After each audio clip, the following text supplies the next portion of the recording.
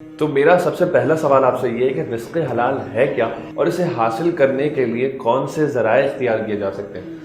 بسم اللہ الرحمن الرحیم. دیکھیں، رزق حلال، رزق کا جو مفہوم ہے نا وہ بہت وسیع ہے ہمارے یہاں پر. رزق ہر اس چیز کو کہتے ہیں جو اللہ تعالیٰ نے ہمیں نعمت عطا کی ہو. جو بھی نعمت ہے نا وہ رزق کے اندر شمار ہوتی ہے. اب یہ دیکھا جائے گا کہ آپ نے وہ نعمت کس انداز سے حاصل کی ہے. اگر تو آپ نے شریعت کے رولز اینڈ ریگولیشنز کو فالو کرتے ہوئے وہ چیز حاصل کی ہے تو پھر آپ کا رزق بالکل حلال ہے.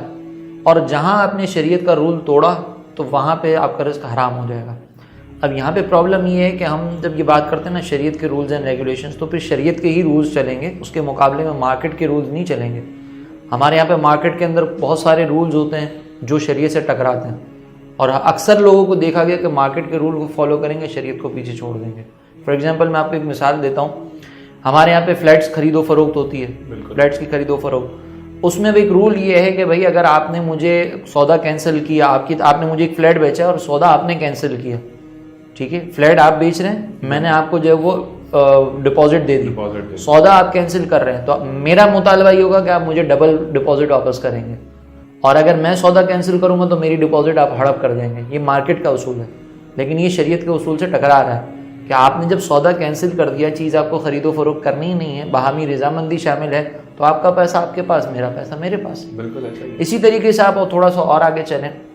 ہمارے یہاں پہ باجیاں جو ہیں وہ اکثر رکشے روکتی ہیں. پہلے تو وہ روڈ کے بیچ میں آ جاتی ہیں، پھر رکشے روکتی ہیں. تو یہ جو باجیاں رکشے روکتی ہیں، خواتین سے معذرت، کمنٹ میں آپ جو کہہ رہے ہیں نا خواتین کے فتوے آ جائیں گے. تو اب مفتی صاحب معذرت چاہتا ہوں، میں آپ کی بات کو روک رہا ہوں. اکثر دیکھا جائے نا ہم گاڑی چلا رہے اچانک سے روڈ کراس کرتے ہیں آگے آ جاتی ہے. بھائی ان کے اختیار میں ہے نا، میں زیادہ کوئی جملہ نہیں کہہ سکتا. یہ رکشے والوں کا روڈ ہے، ہم تو ٹیکس دیتے ہی نہیں ہے نا، ان کا روڈ ہے، ٹھیک ہے، جانے دیں. خیر بہرحال یہ باجیاں جب رکشہ روکتی ہیں تو وہ کہتی ہیں کہ ہمیں جو ہے وہ برابر والی گلی میں جانا ہے. رکشے والے کو پوری ڈیسٹینیشن بتائیں گی نہیں کہ ہمیں کہاں جانا ہے. جا کے رکشے میں برابر والی جو گلی ہے نا یہ بہت مشہور ہے، برابر والی گلی میں جانا ہے. وہاں پہ بیٹھ گئی. اب رکشے والے سے پوچھا کہ بھائی کتنا کرایہ لوگے، وہ بھی بہن جی جو آپ کو سمجھ میں آئے، وہ بہن جی بیٹھ جاتی ہیں رکشے میں. پھر وہ برابر والی گلی اتنی دور ہو جاتی ہے کہ رکشے والا پریشان ہو کے بعد میں بہن جی سے لڑتا ہے، اور یہ بہن جی اس سے لڑ رہی ہوتی ہے. تو یہاں پر اب شریعت کا رول یہ ہے کہ آپ پہلے اپنی منزل پوری پرفیکٹ بتا دیں کہ آپ کو کہاں جانا ہے، اس گلی میں کتنا اندر تک جانا ہے، کون سے آپ مطلب قریب ترین جو چیز آپ بتا سکتے ہیں وہ بتا دیں، پورا پراپر انداز سے بتا دیں کہ مجھے تھوڑا سا اتنا اندر تک جانا ہوگا. نہیں، رکشے والے کو یہ کلیئر ہونا چاہیے کہ مجھے کہاں لے کر جانا ہے. اور وہ بھی یہ نہ کرے کہ بہن جی جو سمجھ میں آئے دے دینا اور بعد میں جھگڑا کرے، ٹھیک ہے نا. اس کو بھی پھر بتانا پڑے گا کہ میں اتنا کرایہ لوں گا.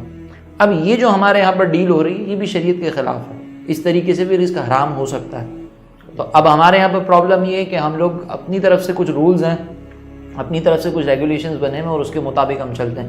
اور یہ تو بہت زیادہ ہمارے یہاں پر ہوتا ہے. درزی کے پاس اب چلے جائیں کپڑے سلوانے کے لیے، وہ بھی کہتا ہے جو سمجھ میں آپ سلائی دے دینا، بعد میں جھگڑے ہو رہے ہوتے ہیں. تو یہ پہلے سے ڈیل کرنا ضروری ہے. اگر پہلے سے ڈیل نہیں کریں گے تو پھر رزق حرام ہو سکتا ہے. اچھا مفتی صاحب، آپ نے جو یہ بات کی برابر گلی والی، تو اس کے اندر ایک جھوٹ شامل تھا، ٹھیک ہے. میں اسی بات پہ آتا ہوں کہ آج کل اگر ہم دیکھیں تو جھوٹ کہاں نہیں ہے، بےمانی کہاں نہیں ہے، کہیں پہ بھی چلے جائیں. میں آپ کو ایک مثال دیتا ہوں. ابھی پچھلے دنوں میں سوشل میڈیا پہ ایک ویڈیو دیکھ رہا تھا جس میں ایک فروٹ والا ہے، بہت وائرل ہو گیا تھا کہ وہ پیچھے وہ لال ہے والا تھا. نہیں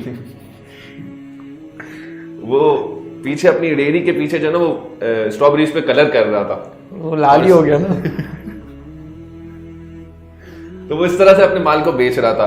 پھر دیکھا جائے تو ہم ضروریات زندگی کی چیزوں کی طرف آتے ہیں.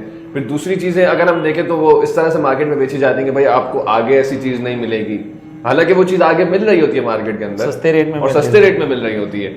اور لیکن وہ بیچنے والا کہتا ہے کہ بھائی آپ کو آگے نہیں. اگر ہم اسے کہتے ہیں نا بھائی اتنے میں آگے مل رہی، تو وہ کہتا ہے کہ یہ کوالٹی ہوگی پھر اس کی، حالانکہ ایک ہی کوالٹی کی چیز آ رہی ہوتی ہے.